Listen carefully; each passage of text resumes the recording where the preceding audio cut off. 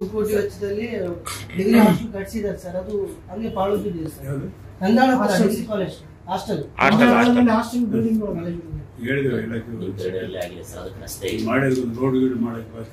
ಈಗ ಸಿಂಧನೂರಲ್ಲಿ sir footpath ತೆರವು ಕಾರ್ಯಾಚರಣೆ ಆಯ್ತು, ಎಷ್ಟೋ ಜನರಿಗೆ ಅನುಕೂಲ ಆಯ್ತು. ಈಗ ಮಾನಲ್ಲಿ ನೋಡ್ರಿ ಸರ್, ರಸ್ತೆ ಎಲ್ಲ ಅತಿಕ್ರಮಣ ಆಗಿದೆ ಸರ್.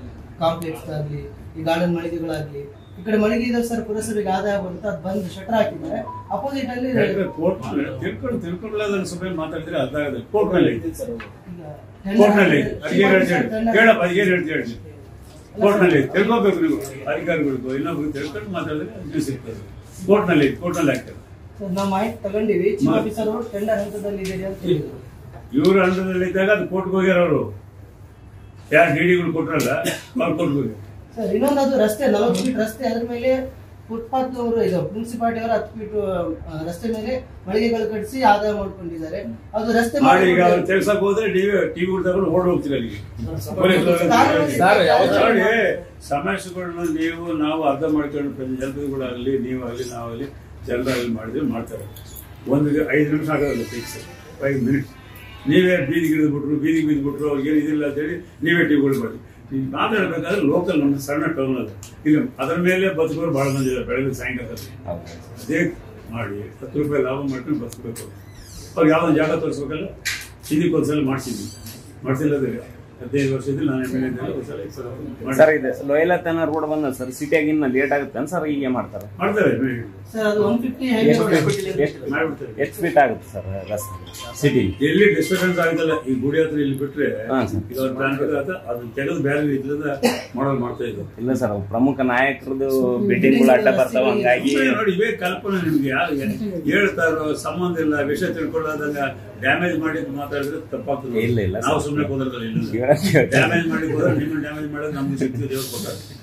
ವಿಷಯ ತಿಳ್ಕೊಂಡ್ರಿ, ತಪ್ಪಿದ್ರೆ ತಪ್ಪು ಅಂತ ಹೇಳಿ ಬಹಳ ನೀವೇನೋ ಹೇಳ್ಬಿಟ್ಟು ಒಳ್ಳೆ ಏನೋ ಬರೆದು ಬಿಟ್ಕೊಳ್ಳಿ, ಒಳ್ಳೆ ದೊಡ್ಡ ಪ್ರಶ್ನೆ ಅರ್ಥ ಮಾಡ್ಕೊಳ್ಬೇಕು. ನೀವೆಲ್ಲ ಮಾಡ್ಬೇಕಾದ್ರೆ ಏನು ಯಾರ್ದು ಅಂತೇಳಿ ನಾವು ದೇವ್ರು ನಮ್ಗೆ ಅವಕಾಶ ಕೊಟ್ಟಾರೆ. ಇಲ್ಲಿ ಪ್ರಾಮಾಣಿಕದಿಂದ ಇದೆ, ನಾವು ಇಲ್ಲಿ ರಾಜಕಾರಣಿಗಳಾಗಿ ಕೆಲಸ ಮಾಡ್ತಾ ಇದೀವಿ. ನಾವು ಅವ್ರ ಬೋರ್ವೆಲ್ ಹಾಕ್ಯಾರ, ಇವ್ರ ಬೋರ್ವೆಲ್ ಹಾಕ, ಯಾವ ಬೋರ್ವೆಲ್ ಹಾಕಿದ್ರೆ ನಾವು ತೋರಿಸ್ಬೇಕು. ಯಾವ ಮಾಡಿದಾಗ ಅಲ್ಲಿ ಡಿಫಾರ್ಮೇಶನ್ ಕೇಸ್ ಆಗಿದೆ. ಒಂದು ಕೈ ಕಾಲು ಇಟ್ಕೊಂಡ ನಿಮ್ಮಂತರ ಎಲ್ಲ ಬಂದು ನಾವು ಮಾಡಬೇಕು, ಬರಿಬೇಕು, ಏನ್ ಹೇಳ್ಬೇಕಾದ್ರೆ ಯಾರೋ ಒಬ್ಬರ ಬಗ್ಗೆ ಬರಿಬೇಕಾದ್ರೆ ನೀವು ಅವ್ರ ಇತಿಹಾಸ ಏನದ, ಅವ್ರ ಚರಿತ್ರೆ ಏನದ, ಯಾವ ರೀತಿ ಅಂತ ತಿಳ್ಕೊಂಡು ಮಾಡ್ಬೇಕು. ಮನ್ಸ ಬಂದಾಗ ಬರೋದ ಬ್ಯಾಕ್ಗ್ರೌಂಡ್ ತಿಳ್ಕೊಳ್ಳೋದಾಗ. ನಾನು 50 ವರ್ಷ ಎಂಥವ್ರು ಪ್ರೆಸ್ಗಳು ನೋಡಿದ್ವಿ. ಎಲ್ಲ ಎಷ್ಟು ಸ್ಥಾನಗಳಾಗಿದ್ದಾರೆ ಅವರೆಲ್ಲರೂ. ಪೆನ್ ಕೈಗೆ ಸಿಗ್ತಂದ್ಕೊಂಡು ಏನೋ ಮಾತಾಡೋದು ಬರೆಯೋದು ಸರಿ ಅಲ್ಲದು. ನೀವು ದೊಡ್ಡವರಾಗಬೇಕು, ಒಳ್ಳೆಯದಾಗಬೇಕು, ಈ ಸಮಾಜಕ್ಕೆ ನೀವೇನು ಕೆಲಸ ಮಾಡಬೇಕು ಅದು ಕರೆಕ್ಟಾಗಿ ಹೋಗ್ಬೇಕು, ಕರೆಕ್ಟಾಗಿ ವೆರಿಫೈ ಮಾಡಬೇಕು. ನಾವು ಹೊಗಳ್ಬೇಕಾಗ್ತದೆ. ನಾವು ತಪ್ಪು ಮಾಡಿದ್ರೆ ನಮ್ಮ ಮೇಲೆ ಹೊಗಳ್ತಾರೆ ಜನ. ನಾವು ಚಿಲ್ಲರೆ ಕೆಲಸ ಮಾಡೋರಲ್ಲ, ಚಿಲ್ಲರೆ ಕೆಲಸ ಮಾಡೋರು ಬಹಳ ಮಂದಿ ಇದ್ದಾರೆ. ನಾನು ಚಿಲ್ಲರೆ ಕೆಲಸ ಮಾಡೋನಲ್ಲ, ನಾನಂತೂ ಮಾಡೋದಿಲ್ಲ.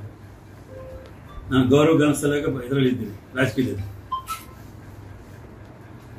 ಸರ್, ಈಗ ಒಂದೇ ತಿಂಗಳಲ್ಲಿ 2-3 ಸಲ ಆಳೆಕಲ್ ಮಳೆ ಎಲ್ಲ ಆಗಿ ಬಹಳ ಆಗಿದೆ ಸರ್. ಬೆಳೆಗಳಾಗಿ ಹಾನಿ ಆಗಿದೆ.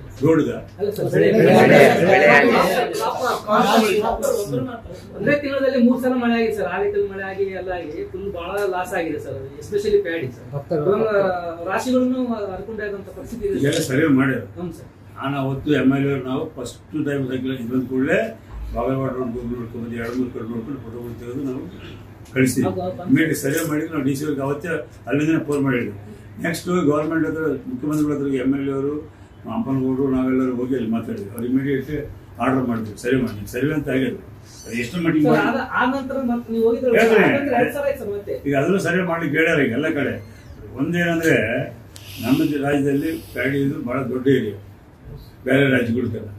ಈ ಪ್ಯಾಡಿಗೆ ಏನಾದರೂ ಅನಾಹುತ ಆಗಿ ಕೊಡ್ಬೇಕಾದ್ರೆ ಬಹಳ ವಿಚಾರ ಮಾಡಬೇಕಾಗತ್ತೆ, ಎಷ್ಟು ಇನ್ವೆಸ್ಟ್ಮೆಂಟ್ ಆಗ್ತದೆ ಅಂತೇಳಿ.